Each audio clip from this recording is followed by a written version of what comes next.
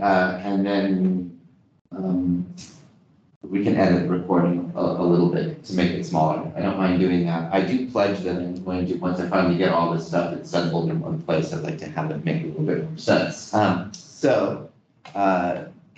Let's plunge in. I lost some materials, if I'm being very honest. So I was going to do the session in two pieces. And the first,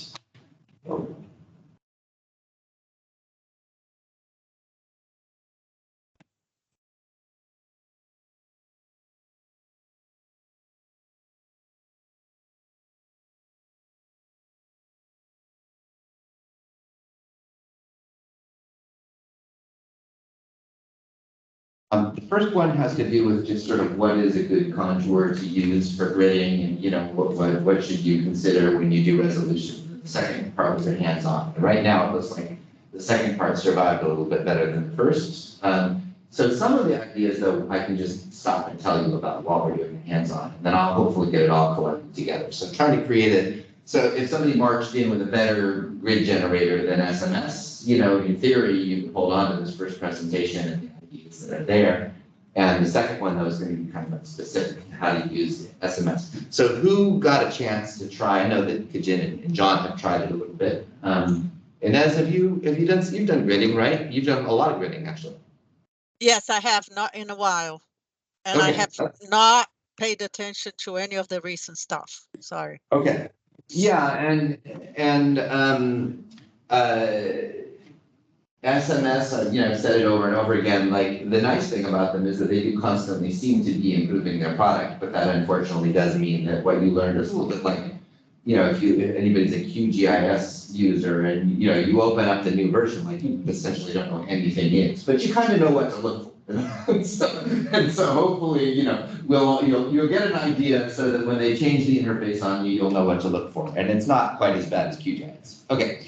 So let's start out with this, the grid generation.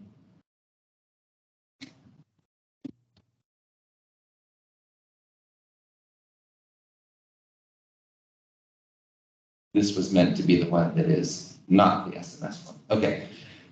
So we're going to be talking about, where should you draw your grid? Do you want it to be, hugging the shoreline? Should it be below water, above water? That type of. That really matters model to model, so really that comes down to understanding how the model itself pictures the symmetry, right? And so let me enlarge the screen. The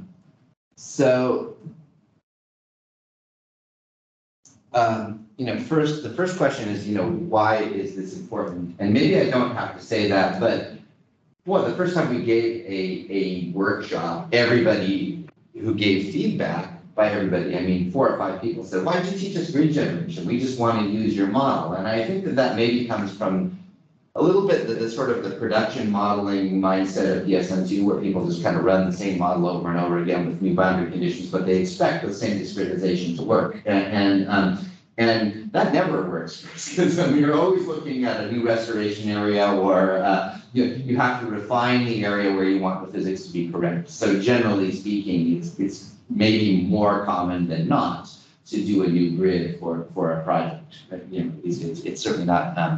And the mesh has to evolve, and also what we can run tends to expand with time. So we take advantage of that a little bit. If I had to describe where the discretization sits, the far field is still a little bit under resolved, and the South Delta, by the way, used to be considered far field. The near field, places like the confluence, are quite well resolved. I mean, I would say they're, about a factor of 8 more resolved than any of the other 3D models. So it's really quite, it's quite well resolved in the places where things like 2D and vertical and horizontal physics may interact or something like that. And that's kind of the goal, to keep that, although I'm sure what we can afford to do will get better with time. We might, for the self-delta, have to have a hyper-resolved and regular resolution models. That's a little bit for you guys to determine. All right.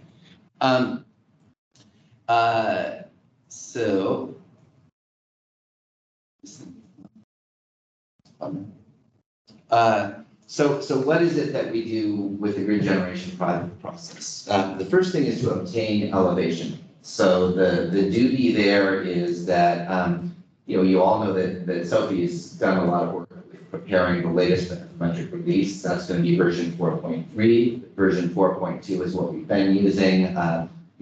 Maybe by the time this recording is ever consulted, there's going to be a 4.6. The numbers will monitor on. There is generally a pointer in each release that says this is deprecated, use the next one.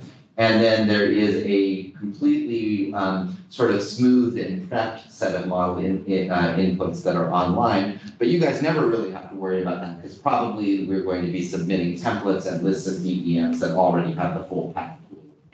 So if you're using it internally, it's easy.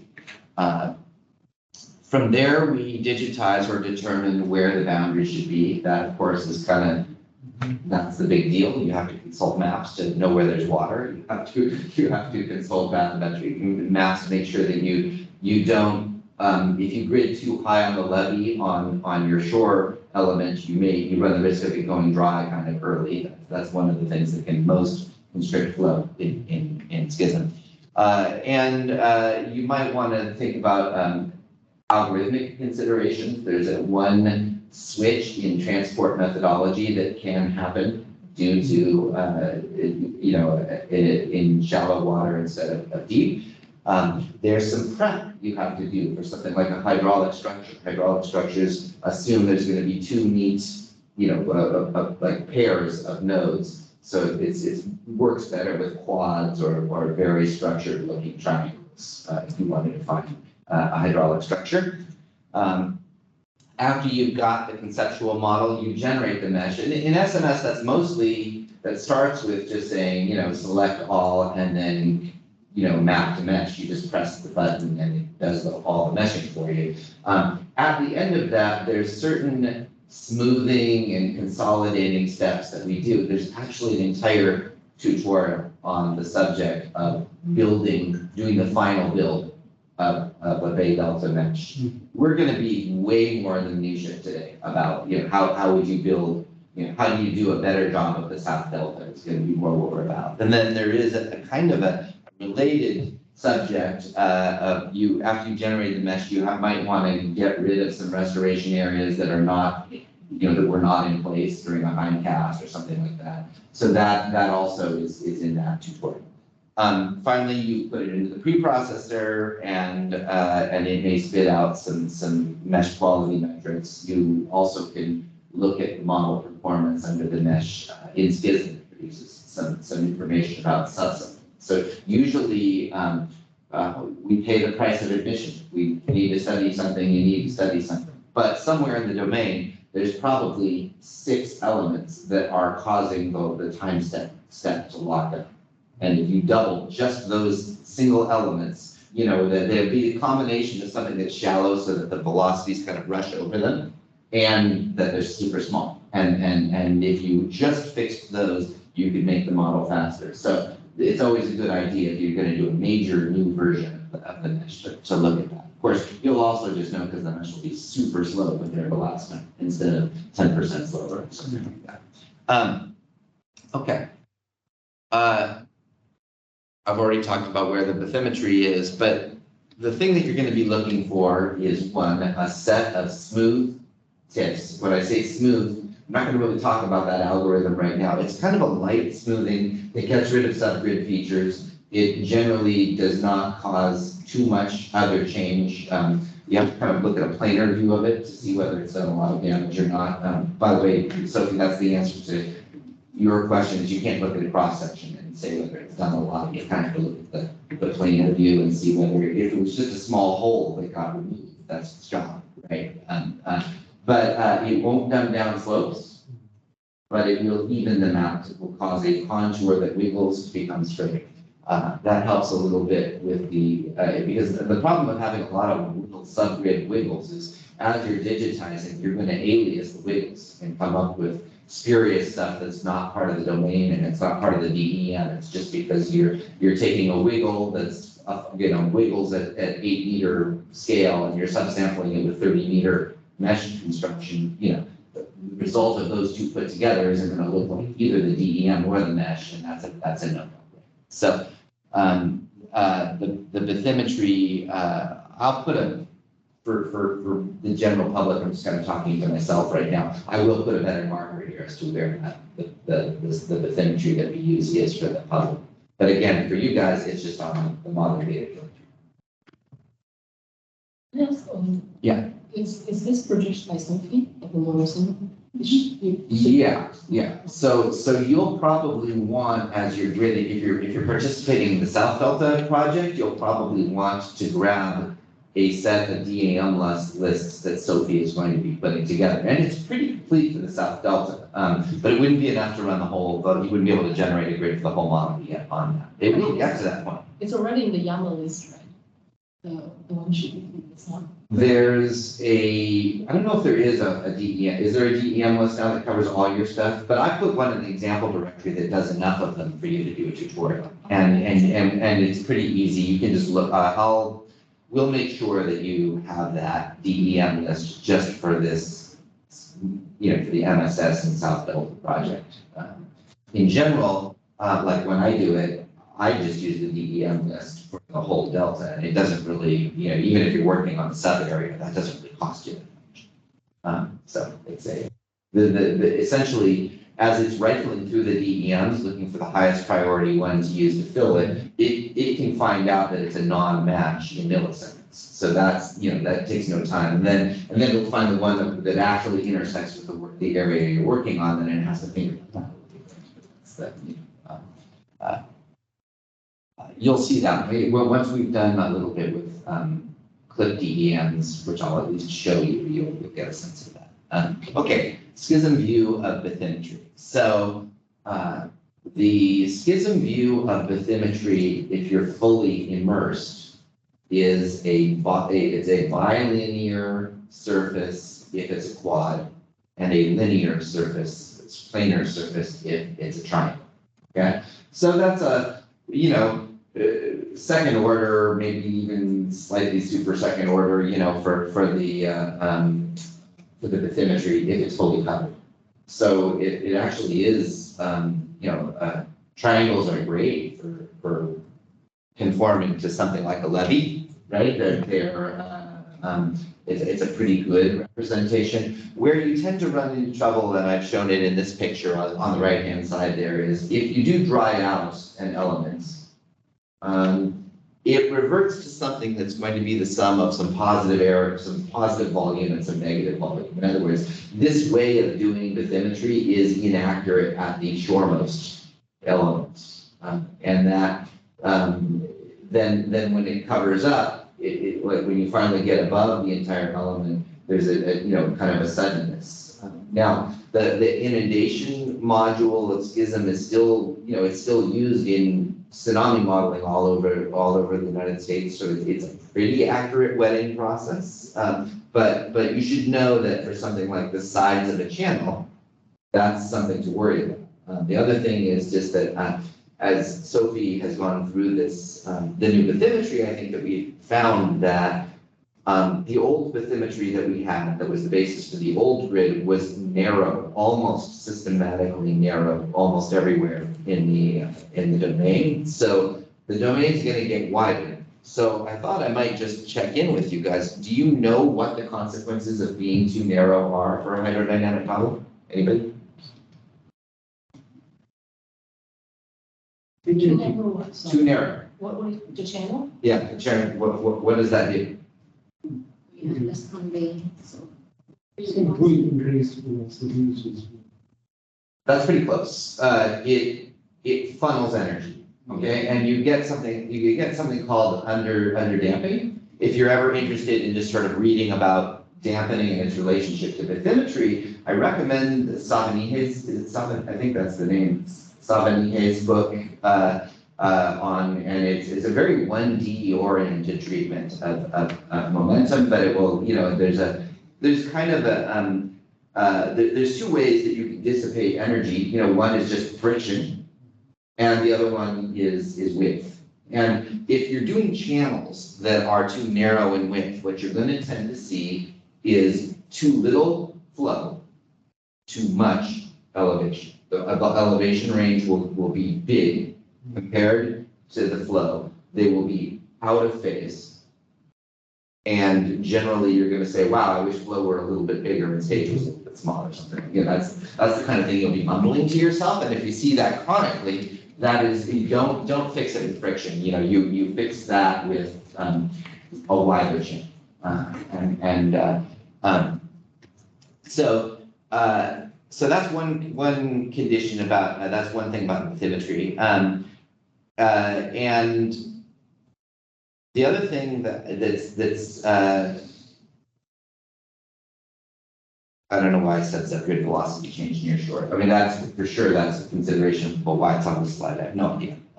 Okay, next, wetting and drying. Okay, so how does SCHISM do this? It's kind of a weird round trip, okay? The first thing it needs to figure out is the element considered wet or dry, okay? But in order to figure that out, it goes back to the nodes that surround the element and it says, are all of you underwater? If you're all underwater, then it's a fully wet, normally activated element, okay? If any of them, so in this case, those brown ones have a red node that's let's say not covered by water. If any of them are dry, the element itself is considered dry, and that's why I marked those as brown, right? Okay, so then you're going to ask the question, are we going to be doing the normal convection momentum, the backtracking algorithm that's in SCHISM for the effective, the convective momentum terms? Is it going to calculate that? And the answer is, it is not going to do that on any side that is part of a dry element. Okay, so what does the sum total of that mean? So if you look at this example, you've got those things that they've got one red, one dried out node. So the elements are considered dry. So the momentum calculation will not be made. That's why I tried to make that into an X. But basically, it's not going to do one of the terms in the equation on those elements. Okay, and if you think of the channel as being a strip of cells that's going upstream and downstream, all of those might start to activate at the same time. And in fact, I'm going to mention later on, I hope if I remember, that you're going to want to actually jitter the shore a little bit. So otherwise you have what I would call a marsh plane event, where the entire channel is activated in one time step, and you have kind of a surge caused by that. So these are the conditions, these are the calculations. The upshot of this is that it's possible for the channel to get a little bit blocked, and you also don't want to have, you don't want your grid to be vulnerable to being suddenly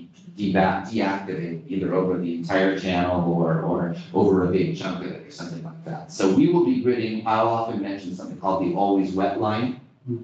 But you're going to want to know, hey, what's a safe elevation that is always going to be wet? Then you're going to grid a little bit underneath that, and then we'll go over it also. But at the very least, you want to make sure that you have those. Okay, and that is probably the most important thing about mesh generation. But I'm not going to mention it again.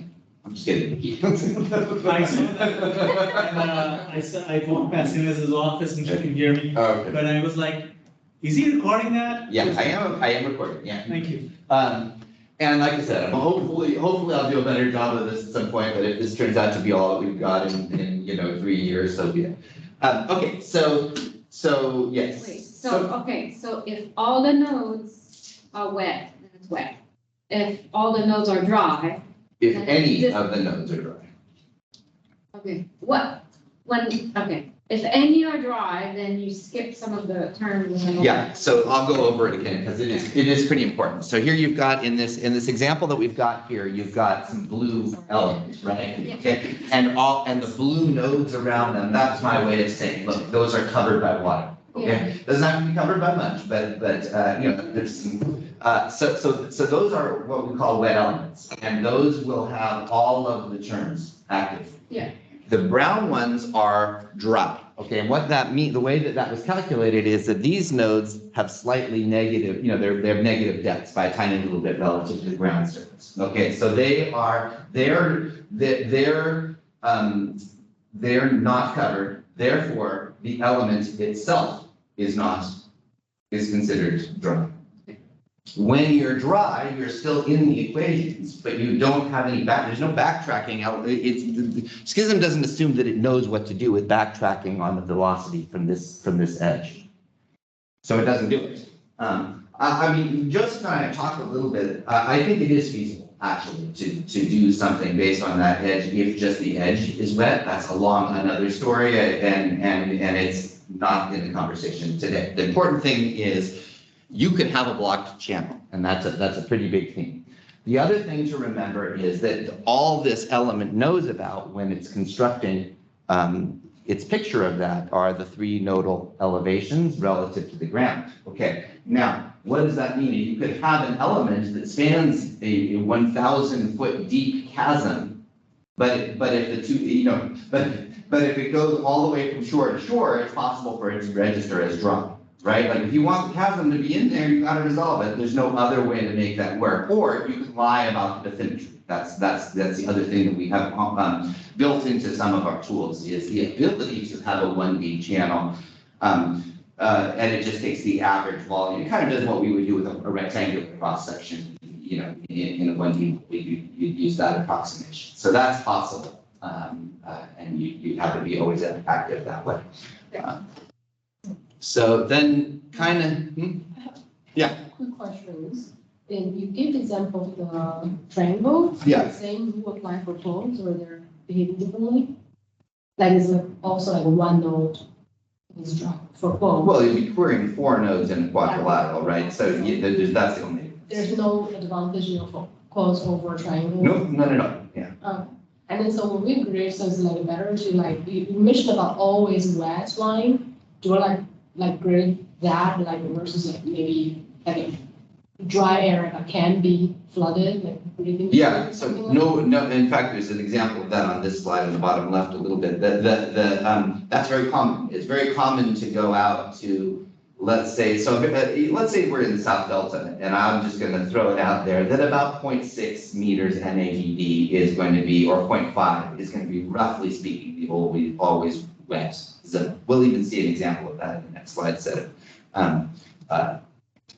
This is going to take a while. I think we might be at this for a couple sessions, but and maybe we'll get you guys working a little bit, you know, just so that you're less bored. I will leave some of this presentation unfinished. So if you look at this case, here's the pathological case where I have 2 nodes that are on land, nothing in between them. So I haven't really told it about the channel, right? I've just given it this, I've said, yeah, there's a node over here and it's like, you know, 1/10 of a millimeter deep, and here's one over here and it's 1/10 of a millimeter deep, and it's going to make the obvious inference. Oh, it's a big flat 1/10 of a millimeter deep thing. So we haven't even told it about the channel. You could tell it about the channel this way.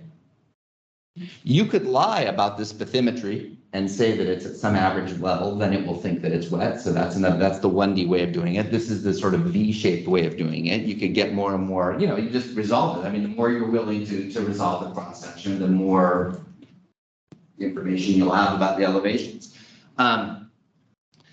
This example, I put the always wet line here to make the point that if you do this, you could have a clogged situation. So it's possible if the water level, you see where it's gone here. This is actually clogged and deactivated. This one though will actually carry. It's only half blocked, if that makes sense. This element that's over on the left has both of its nodes underwater, so that edge will carry flow. The one on the right won't. It's a bit of a weird situation. I mean, we avoid this. You shouldn't have this happening. So this one is kind of the situation that you guys were talking about, where you do have the node. You have a fair amount of area of the channel that's allowing flow, but then you've got this sort of extra area, and maybe sometimes it dries out or something like that. But that might make much of a less of a difference than this case that I just described on the upper right? It represents an area. Now, hopefully, if you're grading an area that you really care about, you're hopefully going to have a lot more resolution than any of this, and you're going to be having much smaller sections of the domain veer in and out of being active. This is okay. It's robust in the sense that the main part of the channel is always wet, right? But it can still lose its edge. By and large, this is a slide full of pathological and very coarse cases. You know, our main charge, like when we do the MSS, we're mostly trying to say, you know, we've already got a grid, we're trying to create a good grid, right? And so you know, that process, hopefully we won't be dealing with anything that's only 2 cells wide. You know, that would be the idea. Okay, so I've done some fixes now. Conforming a little bit to the natural breaks in this bathymetry. And here, you know, now it's going to perform great, right? I've resolved things on both edges. There are a number of reasons why you want to resolve the shores. One is that's where the vegetation is, so you want to cluster, you know, you want to have the region that's in the veg be separated from the region that's not in the veg. The other is that that's where all the bathymetric change happens. The third one is, I'm not sure if 3 is really the number on, but the last one I'll mention is just that there is an awful lot of velocity gradient just next to the floor, to the shore. The subgrid bathymetry is accompanied by a subgrid velocity change. And if you really wanted to get, like, there's probably not going to be that much of a difference between velocity at these 2 points, but there likely is going to be quite a big difference between velocity here and here. And, you know, it'll come out kind of sudden. And that's important because mixing. Because it causes, what mixing is caused, an example is Paradise Cut, and we did the dye, you throw the dye in the water, and you look like an hour later, it all looks like it's in the weeds. I mean, it's like as if Fisher's book came to life and it was actually correct. You know, yeah, there's a lot of possible dispersive mixing, you know, in these areas. The other thing that we've, you know, discovered now and confirmed in EXM2 is that, you know, you have to have good resolution in a streamwise direction as well. You know, that makes a huge difference in the accuracy of the simulation. Okay, so on okay, so where are you going to put things? Well, I think that the most important thing is you should have a passing familiarity with what the elevation range is of the area that you're working on. So I didn't put South Delta specific things in here, but keep in mind that did I put the no. I'm going to jump to the other slides so that we can get going on hands-on stuff in a second. But I do have a picture of the South Delta water levels, and what you find is that you know, at 2 feet, so roughly 0.7 meters NAVD, that's the always wet, 0.6, let's say that's the always wet line. Whether or not there's a barrier in place, you know, a temporary barrier or a permanent barrier, that will jump if they put the barriers in. So one of the interesting contours you want to keep your eye on is the slightly higher minimum water elevation that would happen if the temporary barriers. The other thing that happens on, you know, a place like Paradise is that you could see floods. Okay. One nice place to put a bit of resolution in is somewhere towards the top of the tidal range. You know, so it's something that's still tidal but barely, just to capture some either the really big tides and or provide some accommodation for some floods. It's very tempting to grid like the top of the flood, but remember, like if you're zooming out and looking at all of history, what you're doing is creating an element that's never going to be active in the normal sense. So, you know, grid a little lower than the largest thing you see if you want it to be able to be filled up and utilized, or grid both of them and, you know, have the entire floodplain space. So again, thinking of Paradise Cut, there's a lot of flood accommodation in that channel. It would probably be a good idea to include that.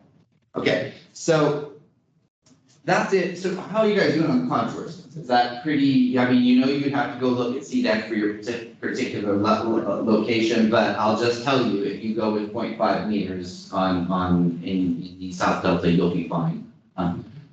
One thing, I said it before, but just to say it again, jitter it a little bit. Do 0.5 in one section that you're working on, do 0.61 in the other, do 0.48 in the other. And the reason for that is if you don't, then algorithmically, every cell, every element in the entire place is going to activate suddenly, and you will actually be able to see that happen. But if you jitter it, the slide is going to activate. So it's not an error, you don't necessarily want it to happen all at one time. So. My caveat would be in the somewhat being the south portion of the river, much higher than That's good. elevation. Yeah. I mean, the 0.6. Oh, no, it won't work anywhere. Yeah, excuse me, South Delta, like, once you're out the door of Old Riverhead, I wouldn't use that. Yeah. What is the exact number? 0.6. 0.6 is fine, yeah. I preserve. I think I have, let me go to the SMS,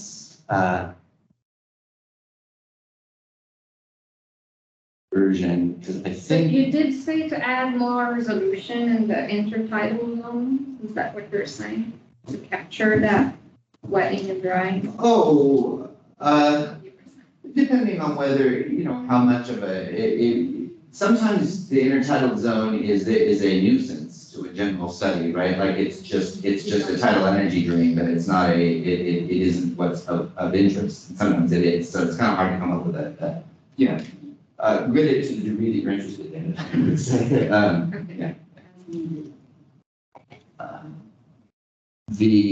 Here's a picture of the Paradise water levels, by the way. I'll enlarge that.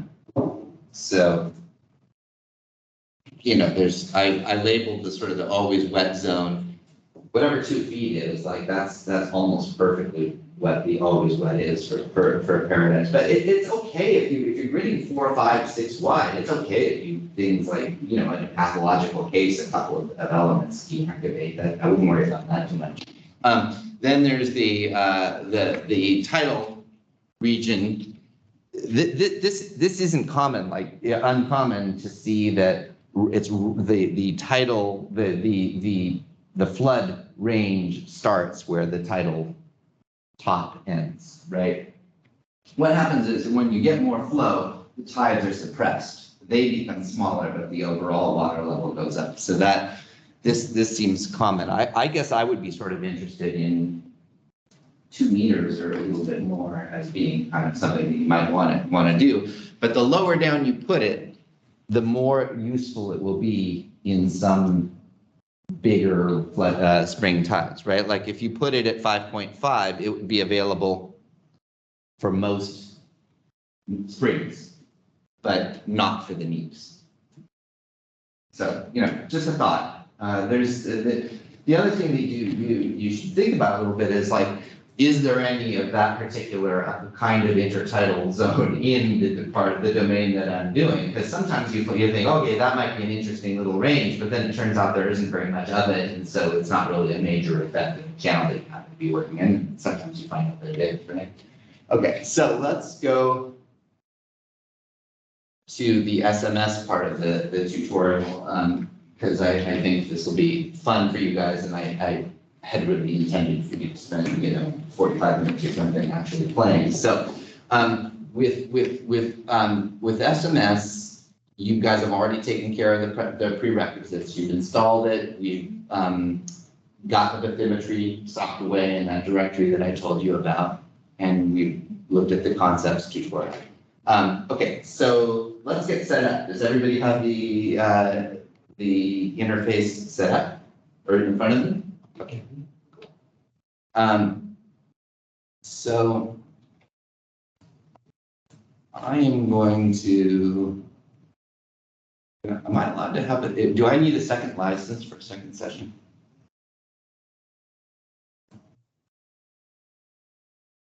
How many people do we have working on this? 1, 2, 3, 4, 5. Is everybody able to? I'm sort of. I'm not working on it right now.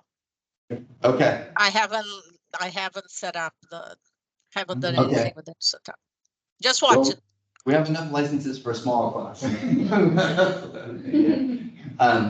If we do this formally, we should do a note to ourselves, because Aquaville works with us a lot, and I'm sure that they would, they'd be happy to give us a couple of temporary licenses or something. Okay, so in the interface, I put some notes about, what do you need to get set up? So the first thing that you should probably do when you get to the interface, because you will forget if you don't, is go to the display, go to the display projection and set that.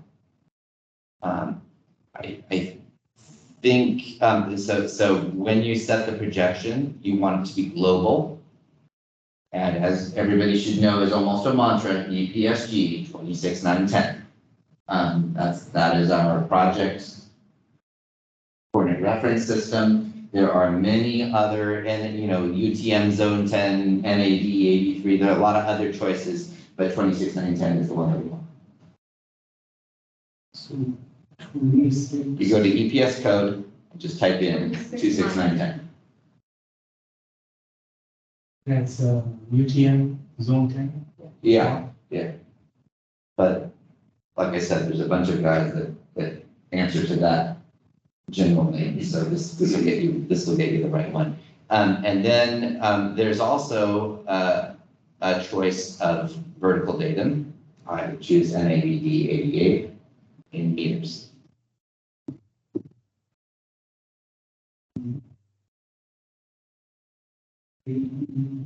Right here. So say okay to, you need to be, I clicked out of I was in the EPSG thing, and then I was in the set projection. I got what I wanted, and then I said, okay. We want 88. Yeah. Do we keep the indices? Meters.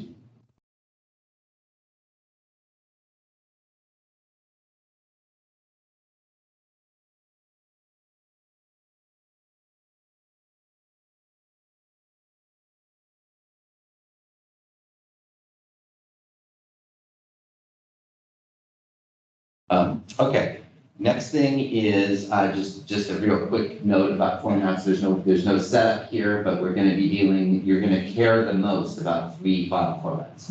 .map is where the conceptual model, so this is like the outline of your domain, the polygons that are going to describe what kind of gridding is going to be delivered where. That's the map file. The 2EM is the format that they use for the mesh, and it's the entry point to our preprocessor.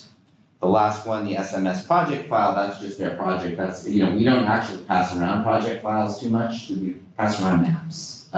But, it's if you want to save your session and come back to it, it's a pretty good system that you can get your SMS now.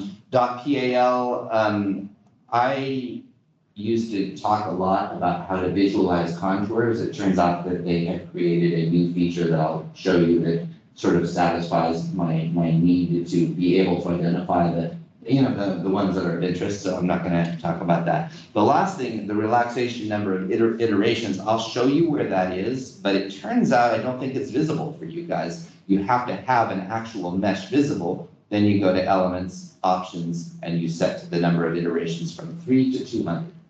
So the default will be 3, that's not good for anything. And what that is that's when you do a relax the mesh, what it does is it just makes it nicer. It's going to improve the mesh quality according to standard metrics. And so it turns out that 3 iterations at a time is kind of slow. 200 is probably way more than you need, but it costs nothing. It takes like a tenth of a second. And that way we have a standardized number that we're all working on, which is good. We'll talk about smoothing the mesh later once we got one. Okay, then on the display, let's start by dragging. Can you guys all drag the ASCII DEM that I created with clip DEMs? So what I did there,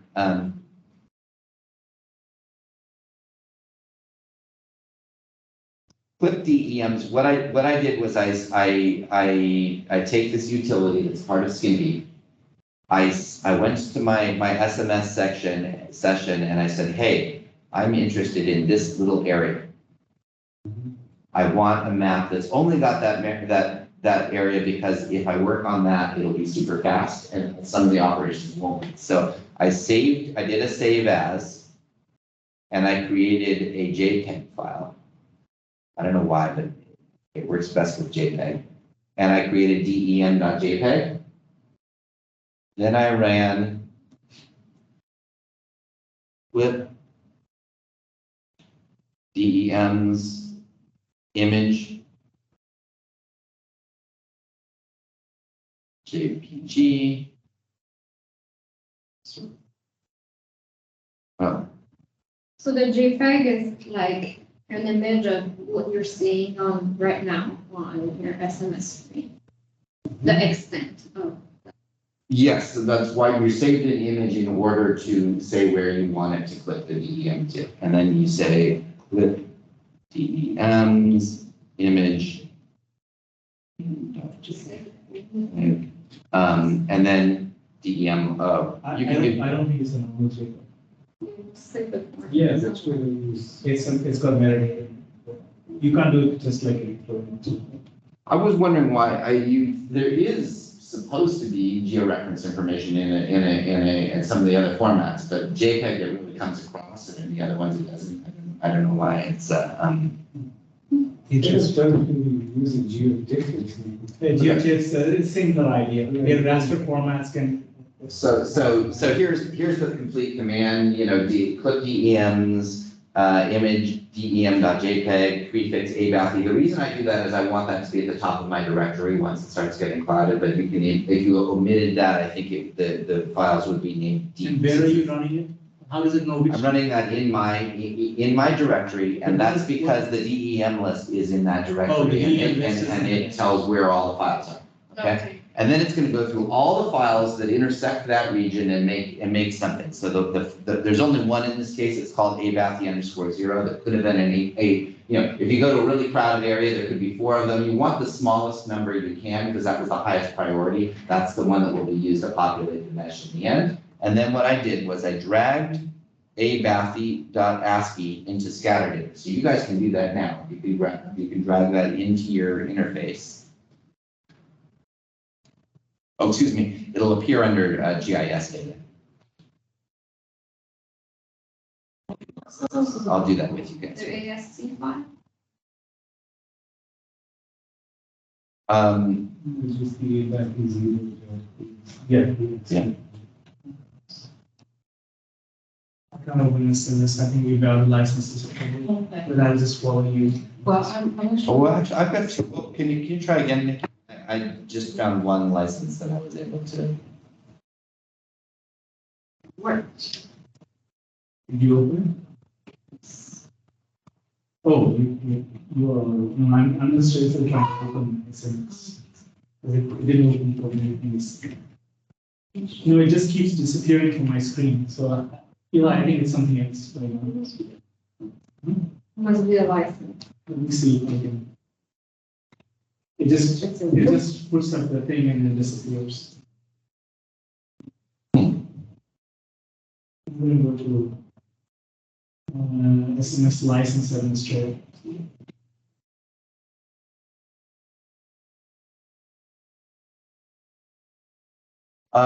So do you guys generally, you've succeeded, you've got the ASCII thing, then the next thing you'll do on your ASCII, you do not? Okay. So you have some sort of base map thing that you load, right? I have nothing loaded on my.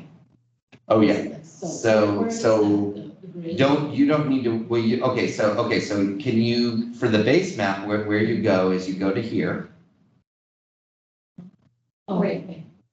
Okay, I see. Okay, that you may have to get through one menu before you get to what you see. You may have a map locator, just go to, travel here. I think it's the same as you. Okay, yes, so it's got the same thing as me, sometimes. Or something. Okay, Is that one right? that's the right place, yeah, Yeah. okay. Okay. You want to get out of there. I think I was loading something else that's Okay. interfering with. So this is the button, if you want a base map, it's that plus thing, and then there may be one menu before the one that you see from I me. feel like for me, when I started, it just throws up the splash screen and disappears. Is that because the license is not there? Yeah, but usually it says there's nothing available, I'm gonna go No, back it to just goes- community edition. Oh, is that right? But it doesn't open anything. So it's something else there. Could be. We, 6 licenses are being used, so you, It backs them up. So we should have one more. no, there is one left. One left. It should be, Okay. Let me see if should I run it as administrator? I didn't have to do that. So should I do the other one, the graphics mode one? No, Just the SMS. I think it should, if it doesn't work, I don't know, then there is something wrong. I mean, It did start for me when I first installed it, so let me try run as admin. Oops, so that's not. I'll try running as admin. well, let's keep it moving a little bit, because I think we need to get there. So it's your choice, you know, I think it's helpful to have a base map in there, just, or an image, so that you can tell whether you've really got to the edge of the water or not. You can't really do anything about it if you're not, but at least gives you some context. You can also see, I don't know if you guys noticed, but I do on my display settings, you guys now can fiddle with your display settings. That's one of the reasons I wanted to get some back imagery in there. On your, so why is, 1 second.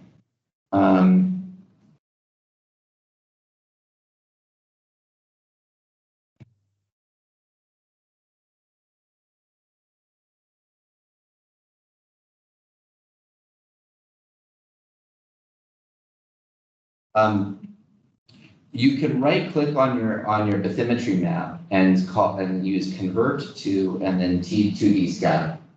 Until that, then you won't really be able to use contours. As far as I know. So once you do that, you'll have this entry that you see that on my screen that says scatter data. Do you got scatter? Yeah. does the name, Nope. just say okay? It'll be, yeah. Remember, we're just guiding things right now. All of this is throwaway. That's why I called it ABAP. I don't care. I'd rather reuse names and keep overwriting. I don't want to create a million things. These are just guidelines, right? And so now, if you right click, okay, if you go to display, you can reconfigure the way the geometric information, the bathymetry levels that are displayed. So just to say it once, it would be really easy for me to describe the number one mistake that people make with gridding, which is not to bother to actually visualize the contours that matter. Okay, you really got to span what's in your channel and make sure that all the pertinent contours are there. So the way I generally do that, I would go to scatter, contours. Okay, under scatter, I would select contours and deselect points, which is probably what you're seeing. Okay, so you want to visualize contours. Then within contours, what you're going to do is the contour method you want is linear. Okay, and then for color for coloring, you want to say use a color ramp. And for your color ramp, you do something a little bit unusual. You do not want, the default's going to be horrible. It's going to be hue 1, I think, or something like that. It's going to be something that is basically, if you love the color green, you know, and you're very good at telling different shades of green apart, then you're good. Otherwise, what I would suggest is rather than using a continuous model, that you use a categorical. Okay, use one of these things. You know, Glasgow 3 or 2 or something like that. And what will happen then is all of the adjacent contours will be very different colors, and that will actually make it much easier to see what you're dealing with. So how do you get to the category? under color. It's kind of below the others. So there's Aqua Bio and then a bunch of stuff under it, and then underneath that there's color set. Yeah, color set. And the categorical ones are, I'm not sure, I kind of doubt it matters which one you use. You know, they're all kind of similar. And then I usually, you can also do contour interval at specified values over on this right menu. And I typed in a lot of the ones that I used here. So my thought was that minus 3.5, I was like, okay, well, nothing in Paradise Cut's gonna go much below minus 3.5, so that's probably fine. And I did a couple of them leading up to 0. I clustered around 0. If I look at this, maybe the one mistake I probably should have made like 0.5, one of the choices.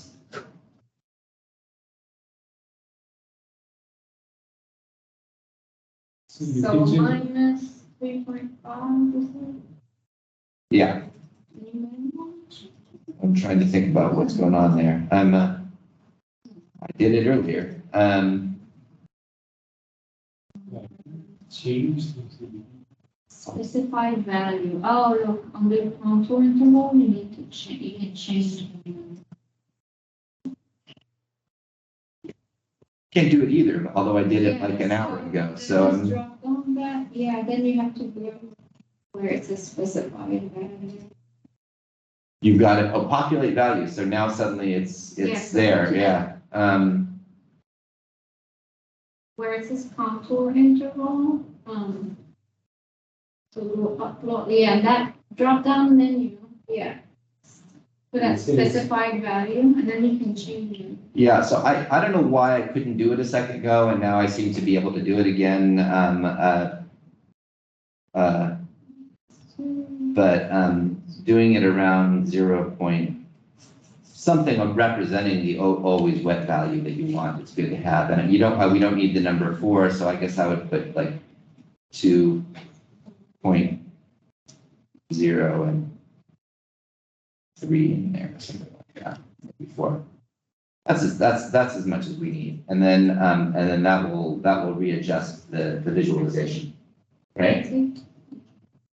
And you can turn off the this view, like you can get rid of the original GIS data that you imported, the TIFF.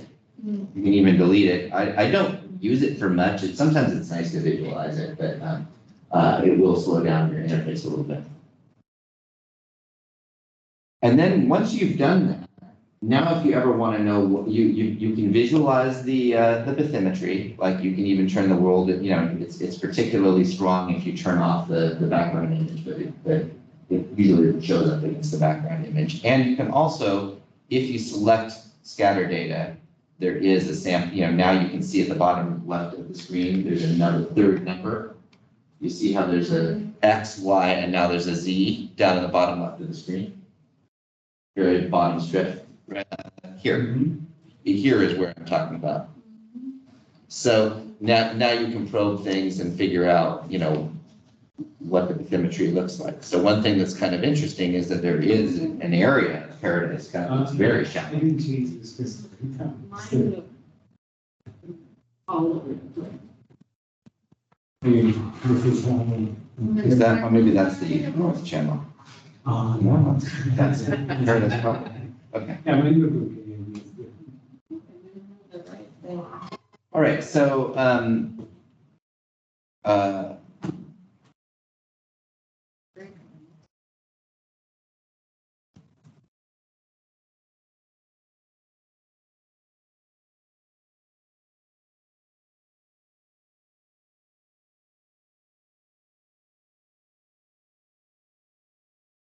I guess you're approximately there. Well, I don't. What do you have in front of you? Let me go through. This is what I. Yeah, so you've got, all right, do you like your contours? That's what I was playing earlier. I don't know if I like this other. Yeah, go ahead. Very Light will probably show up better against Okay. the, if you're Yeah, and then. dealing with that, I that blue. don't think I fully followed, what changes you wanted us to make here. What I would do, change 0.1 to 0.5. 1.1, change 2.5 to 2.2. 3 and 4, right? And then why are we doing Because 0.5 is the always wet number. You need to have that be visible, right? And then 1.3 is going to be a good high tidal value. I mean, you could put it, and then 2.2 is that value that's just above any of the tides. Okay. 2.1 would work. I mean, all of this, remember, as long as you can visualize something, you can guess what a tenth of a meter less is gonna look like, right? You're gonna be able to mentally do that gymnastics, but you need, the general numbers have to be available to you, right?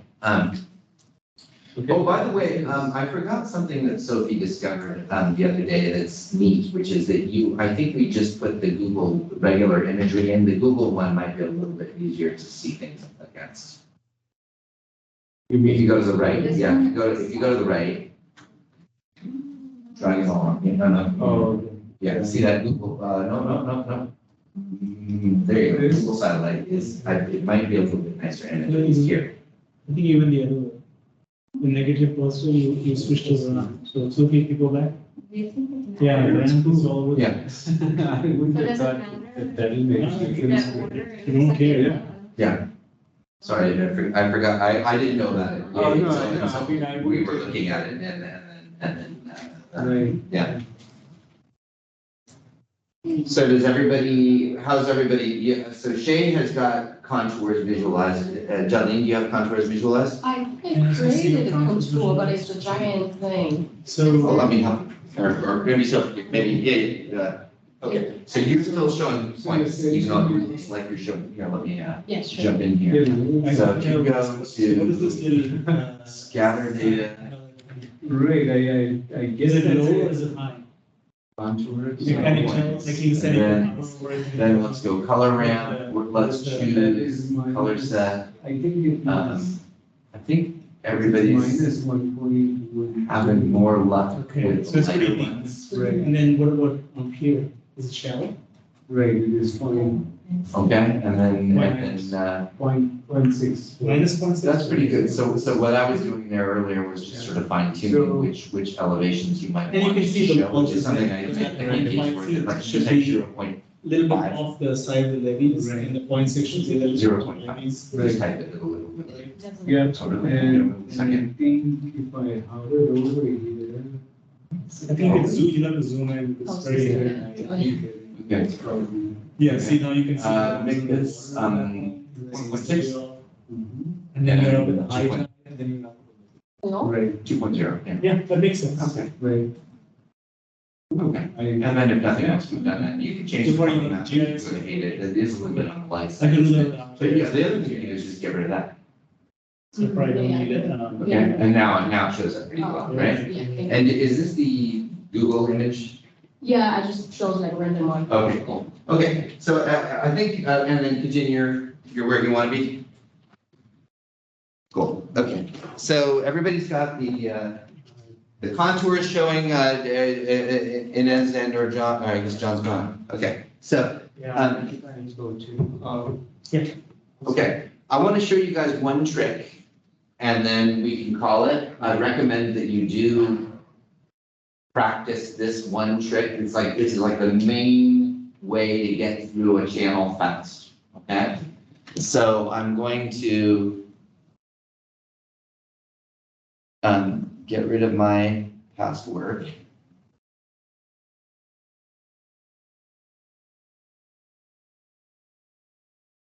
And I'm gonna go to this map. I'm gonna select all of my stuff and get rid of it.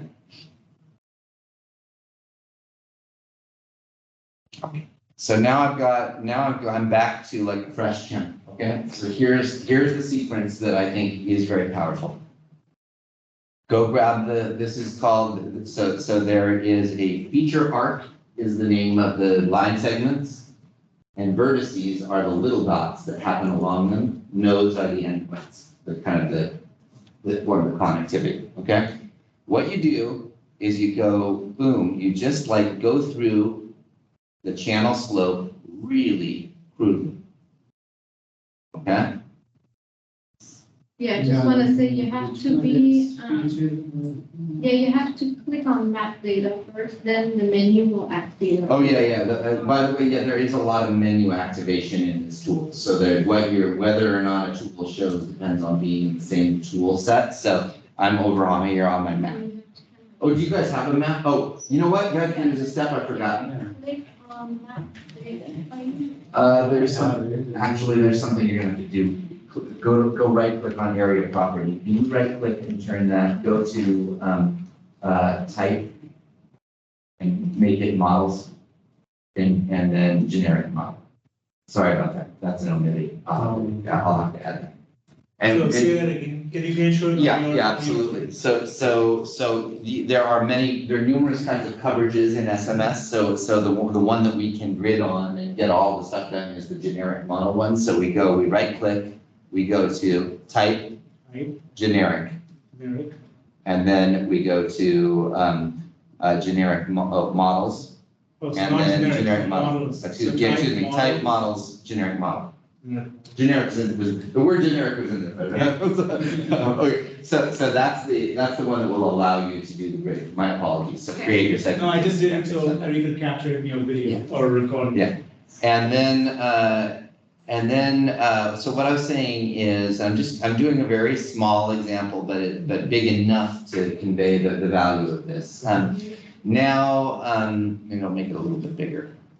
What I'm gonna do, I've already sort of offline know that a resolution I can live with here is gonna be about 20 meters, okay? Maybe more, maybe less. We can revisit the description later. So what I'm gonna do, go to this select segment tool.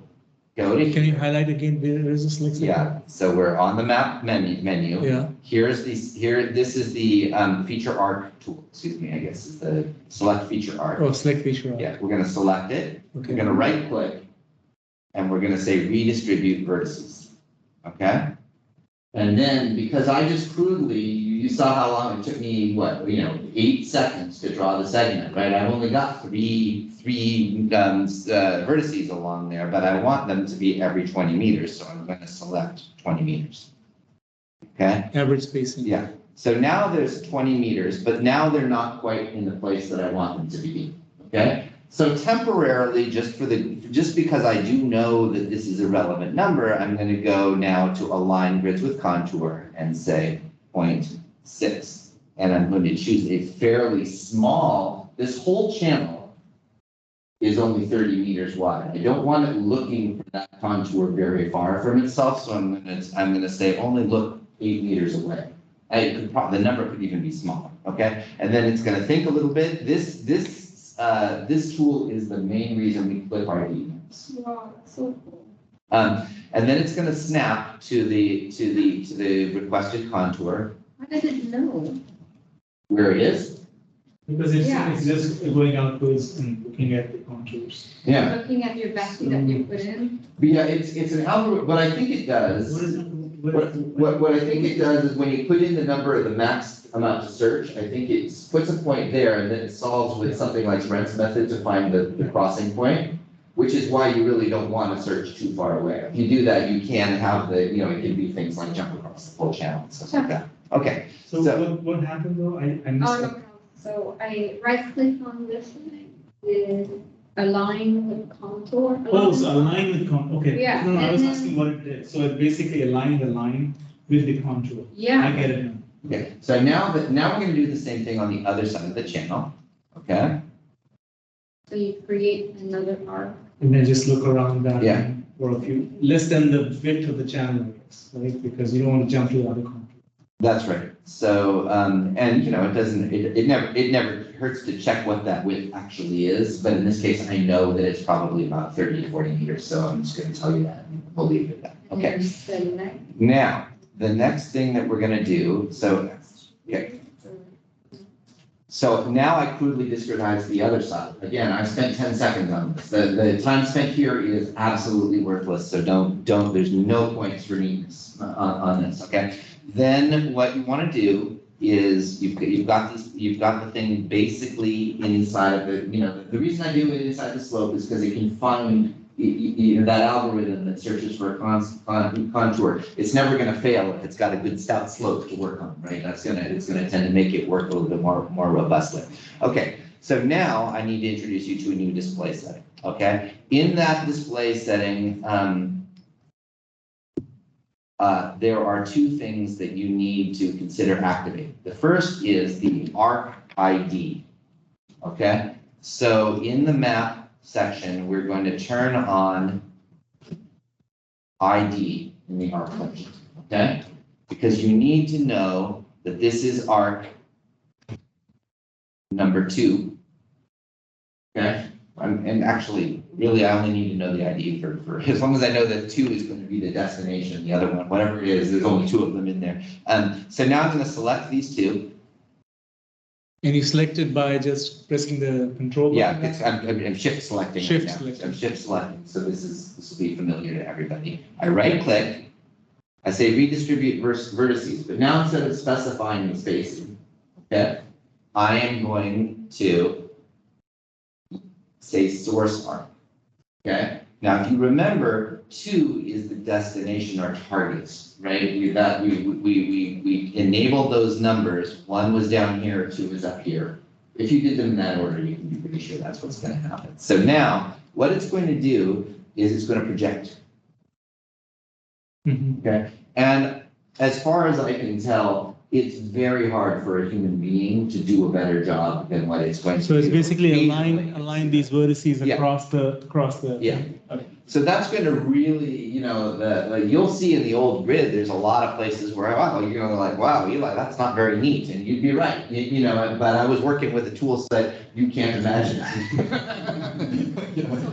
Yeah. Actually, how do you enable the ID? That part I missed. Okay, I went to display, I just want to write that down. display options, okay? Then I went to this ID Under under map. ARC. The Okay. map. ID under ARC. Yeah. ARC ID. Okay. Okay, I want to tell you one other thing that is enabled on my interface that's not there yet, but you'll probably want to know about it later, and that's under annotations, you can enable show arc direction, okay? I would say pop that on because, it's fairly useful. It's a lot of clutter, so when you zoom out, having all this stuff enabled is going to create a mess you can't live with. But if you're zoomed in like this, it's just helpful information. Okay, so if there's 3,000, if there's 47,000 arcs, that's going to be how you're going to find your source and your destination for copying over. But of course, over here we haven't snapped it to anything particular, so I'm going to do the same thing, align with contour. I'm going to align it with, I'm going to jitter what I did before to point. Okay, 3 or so something, yeah. you redistributed the vertices by aligning them with the other arc? Is that what? Yep, that's what that's, so again, I selected the 2 arcs. Oh, you have to select both? Yeah, because you have to do a Okay, so source to that's how target. to do that. Yeah, So yes. you do. Select Oh, both, Okay. And then you go to click. click. Oops, Slow down. Select both, Yes. and then right click and hold on for a second. redistribute. Redistribute vertices. Then you go on the drop-down list, specify source arc. Yeah.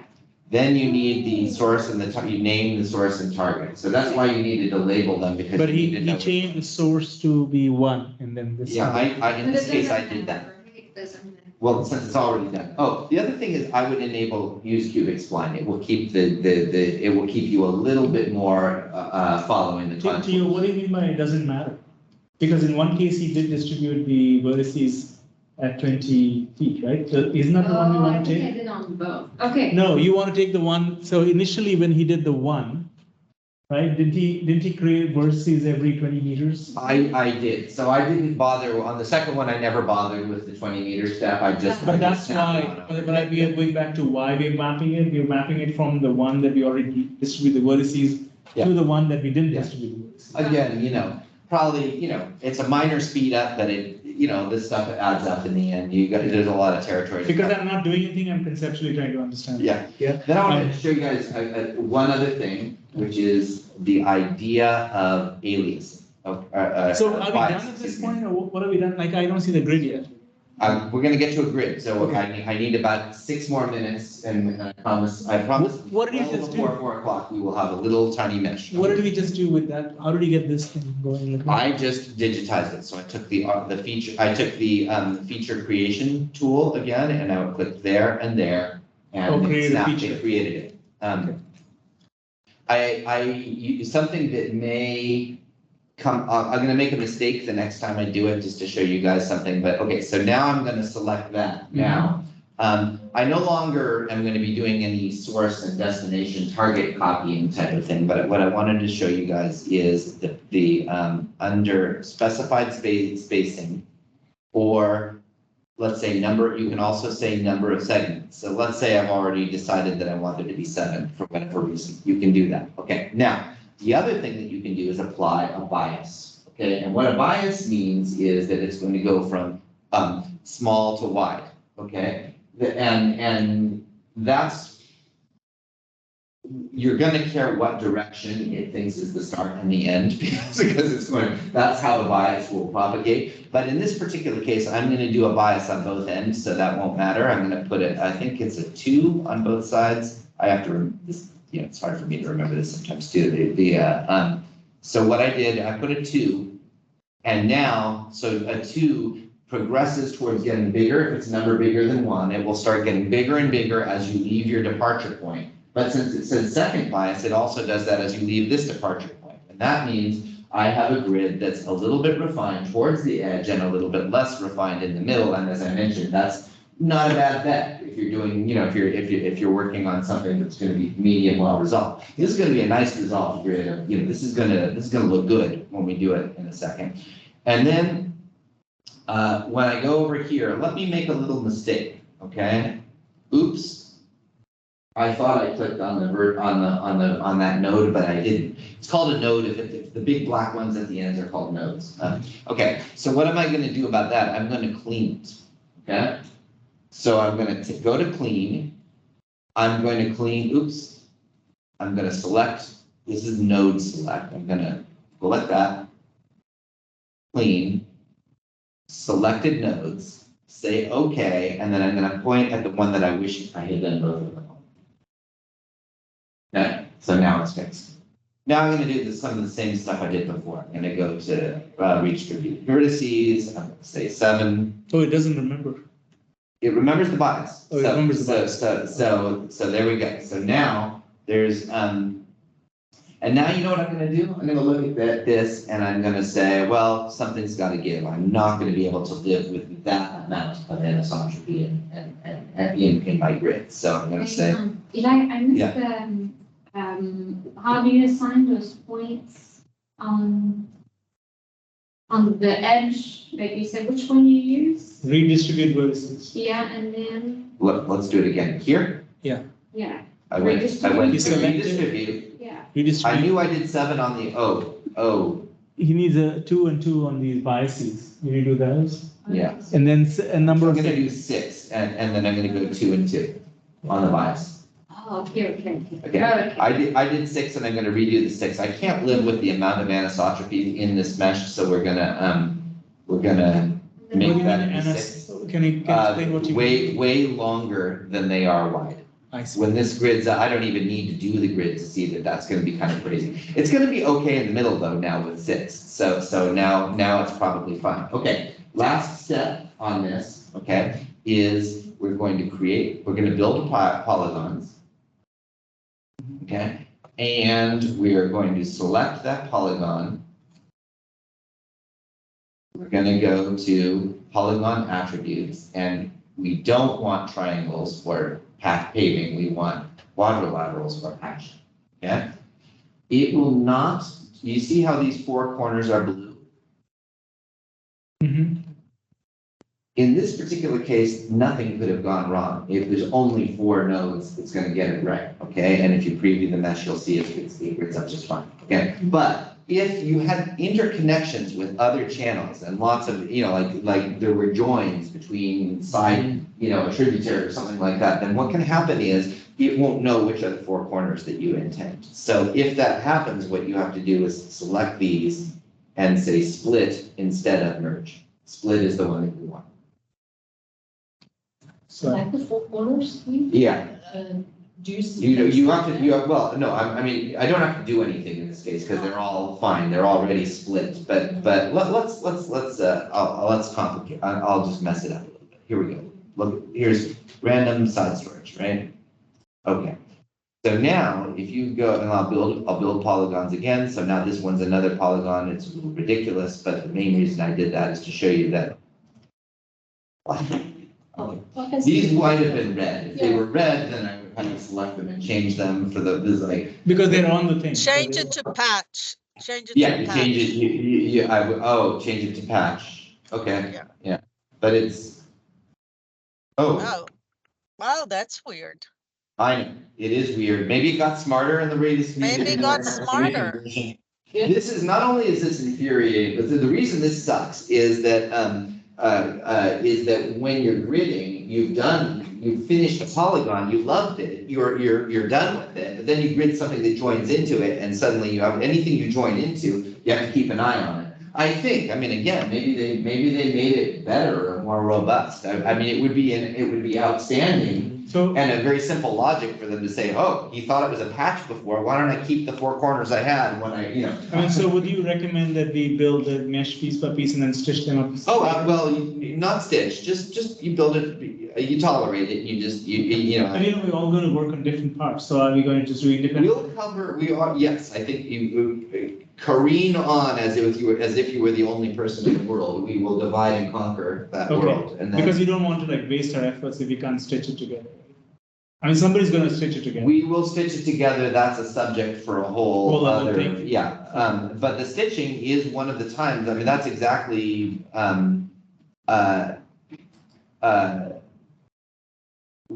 one of the situations in the past, when you say, Inez, where this tendency to slip back, so what always happens is it can't find four blue nodes, and then it silently reverts back to being paving, which is triangles, and then you do your mesh, and so anything that you joined up looks wrong. So we'll attend that. That is really more of a lesson two thing. I mean, I'm getting a sense now about how long it takes to convey even just sort of general gridding, and you guys are gonna wanna practice in between, right? Yes, Yeah. yes.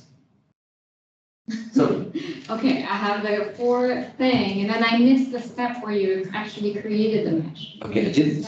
He did the nose to vertices. All I did was this, which is a very useful thing to know. I right-clicked and went to polygon attributes. And then, oh, look, it's good, it messed it up. Look, I got a red one, okay? It's connected. Okay, so now I'm gonna select that and go split. And now it's blue. So, so I think you're moving too fast even for Sophie. Okay, Even for me. okay. So. Preview, what I did a second ago. Everybody got it. No. What I did, Sophie, No, wait, I go pushed back. preview mesh. Now you have to go back. No, she's on the step, how did you even get this thing up? Okay, How did you select the polygon? Polygon tool, That's the part. that's the magic, I think. Yeah, I think you move too fast, Eli, so when you are clicking on a new tool, just, feature. That's my intent, as you said, just enough. Vertex tool. polygon tool. Polygon tool, that's this one that looks like a box with So a, if we can't see it, what is going on? Mine is not. Did Are you with Sophie map? create the polygon? You Yes, need to create the polygon first. oh, create poly, yes, feature objects. Feature object, so see, he's moved too Sophie, fast. Feature objects, Sophie, so then build polygons. build polygon. He moved too fast. That's what I'm saying, that he's been moving really fast through the whole thing. We need to slow him down. We need to like, Enough, Nikki, I get it. you know, I'll do my I best. have no idea, because I've been living with that for a while, but Okay, it's very fast. So that's why I said, if it's video recorded, I'm just literally going to stop the video there and, you know, look at what you do. oh, now Yeah, I have I will create something that, yeah, exactly, that's the whole thing. That's more, Because I want it to be fast in the video. Oh, yeah, it's captured in the video, I'll just pause. So when we go back to the video, please. So anyhow, you got, Yeah, okay, I so, got it. and you've got it, and now you should be able to select. But yes, I did. Yeah. She did. Then. Then polygon attributes, right then. Now she's. Okay, so now you're here, this is where you choose that you want patching. It's where you also can preview the mesh, so that will give you some sense of whether it's gonna look nice or not. So patching is the one that goes quadratic. Yeah, put like different numbers. But she's getting triangles. It's because I think I have different number of nodes on. Okay, well, so that's worth talking But that about. doesn't So, well, no, it doesn't. And so here, so Sophie, here's a, let's say that we had 8 here, okay? Oh, that's. Yeah. I have Okay, different- so if we did 8 here and 6 down there, what it will do, okay, this is something you can recover from by turning the number of segments back to 1 temporarily. So all these secret handshake, we gotta go around with Alice in Wonderland. Delete start of Okay. that arc, Well, yeah. on button of this, I meant to say, Okay. we have to. Delete the arc and do it again. Huh? There's no undo. Okay, so see. There's definitely no undo, and that, yeah. So that's the first lesson. So from here to here, Mhm. you create, let's say that we did this with more vertices on this side. Yeah. I had 6 on the other end, so let's say I do 8 here, okay? And then we build the polygon again, because every time you destroy this topology, you have to put it back together. I'm gonna select this, polygon attributes, go back to patch. Okay, now if you look at it, It's really hard to see. yes, okay, so let's build it for sure, for real, You- okay. I'll go to mesh. I'm gonna change, since we're not looking at the base map very much, I'll go black on the color of the stuff.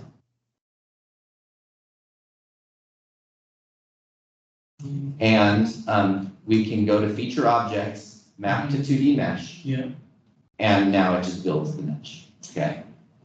Okay, so. And it's fine, we're gonna stack up a bunch of these. Can you zoom in a little bit more? So where's the triangles are being formed right there? It's at the end, yeah, it's over here. So this is a property of a, it's called a Kuhn's patch. Kuhn's patch is the name of the algorithm that creates this. And this is a, yeah, it has to, what other choice does it have, right? It has to taper the number of rectangles into, or the number of nodes going across from 8 to 6. So what it does is it looks for opportunities to do that fit certain kind of criteria. It is related to the fact that the domain gets narrower here at a bigger rate than it does anywhere else. But there are times when you're not gonna like where it does it, and then the simple way to fix that, if you're dissatisfied, you just do this. You go to the sample map, you grab that arc creation tool and say, hey, I wanted it to go to 6 much earlier, then you just create a second, Yeah. do it here, right? Makes You can, sense. yeah, so, And you can keep doing this as many times as you want. yeah, Back and forth. so, And will it be part of the same polygon or now they will be considered 2 polygons? no, now you have to rebuild the budget, you have to rebuild the polygon, But will there be 2 polygons? there will be 2 polygons. Okay. And this is one area where, for whatever reason, it is usually smart. And if you divide a patch into 2 patches, that one is more fun. And then you can preview that, say, okay, so I didn't really change it very much. So now I can select both and say map to 2D mesh, and boom. Okay. You've got something that really isn't very different. One thing I noticed that it did right now, like the first step, we draw a course line, Mhm. snap it to contour. But like the second time, I snapped it to the contour before refining the nodes, and then it made it really jagged. Yeah, so I think. So what you did, to make it 20 meters first, that's fine. That's essentially what I did by I copied all the vertices from one segment, from one feature arc to the other, right? And so I had essentially a 20-meter line as well. Then you snap it to the contours and it won't be a problem. Yeah, I did it in the wrong Yeah. order. So, but I think you, yeah, so it doesn't matter, it's fine to do it at 20 meters. I mean, if you had made this as 20 meters and you made this as 20 meters and you created this mesh, it would look okay. What will happen is that things will start to get slowly out of sync with one another, and there'll be some tilt to the mesh, and you'll kind of see that in some of my earlier meshing efforts, this is much more beautiful, especially along, I mean. So Eli, just a general question, if you see meshes like that, I can fix it later after you generate the whole mesh, you can still do it. Oh, yeah, of course, yeah. The currency, our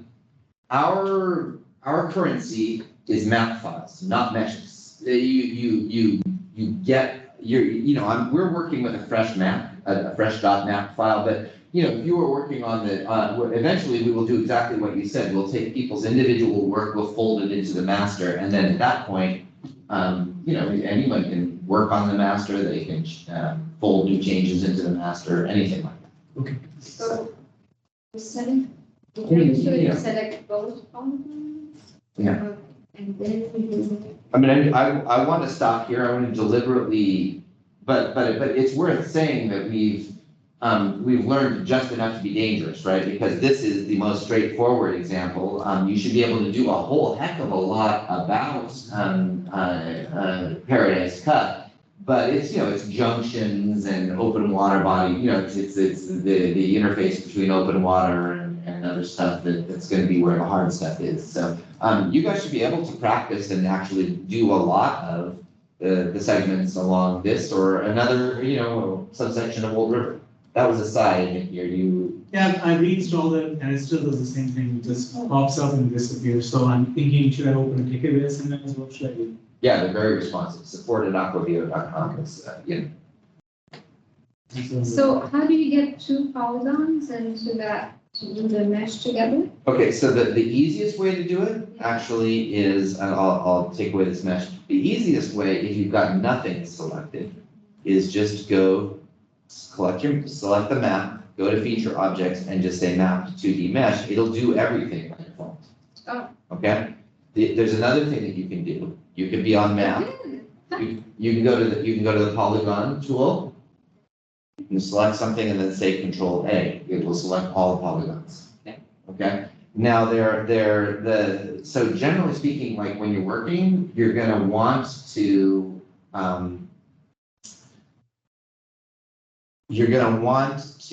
build meshes all the time, right? Like you can see how I've already stacked a couple of these. I've got a sample map mesh, sample mesh 2 and 3 and something like that. I mean, I might have 17, meshes, and then you clean them up. You can just select them. You can go like this, select, and just delete. You can even just press the delete button, and they'll all go There's no away. way to go back. I mean, if you mess up something. Well, okay, so again, let's differentiate between the map and the mesh. The mesh you should never consider to be permanent. You are only producing maps. Okay, the mesh is something that you deliver to the team, and we are all able to generate the final mesh, from that map file. So don't worry about meshes are disposable entities. Okay, the map, you do have that problem. There is no undo button, period. Okay. So that is the one.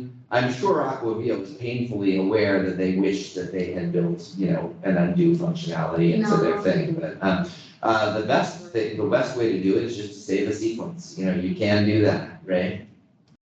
Also, you can do this. By the way, there is a duplicate map.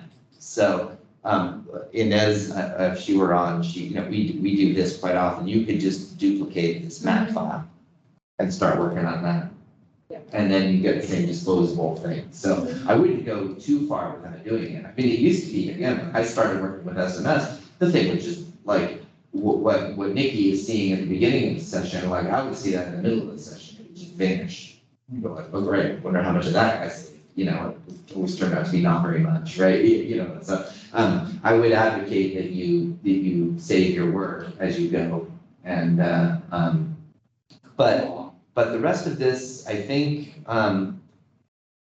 this area that I've given you guys is medium challenge, okay? Meaning, you've got a long stretch here that you should be able to do just using the techniques that we already talked about. You've got a couple of junctions that, if we're doing a pretty resolved job, you should be able to get something out of these junctions. But it's going to be, you'll have to make some decisions. What's the main channel? What's not? When I did my sample mesh, I kind of decided to do this. But then I had a channel going off in both directions. dimensions. I don't know if I still have that one, maybe not. And then this one is even smaller, right? This is that north channel.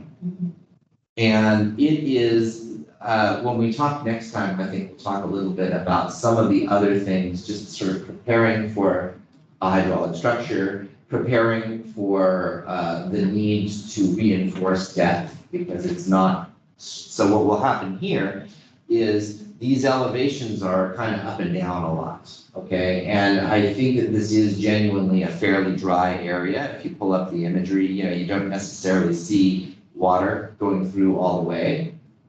You see elevations in here that are around, what are they?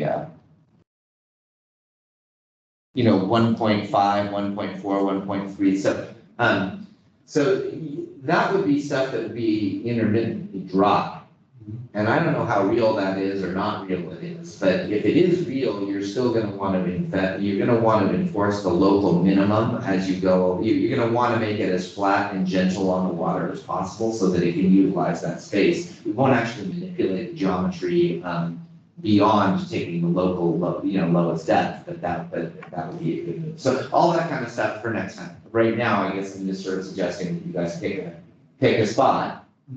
And maybe I'll check in with you individually on, let's say, Tuesday or something and see if everybody got a chance to do a little bit. It's, it's slow going, this, I know this isn't enough to be a master measure, right? But it's on the journey. Yeah, the junction, I think I missed something. We'll talk about the junction next time. We're gonna talk about the junction, we're gonna talk about enforcement of the special doodads. We'll talk a little bit more about resolution things. We didn't even really do side storage. So one of the things that will happen that you see down here is that the main channel is kind of restricted in here, but these elevations are, if you look at them, they are, oops.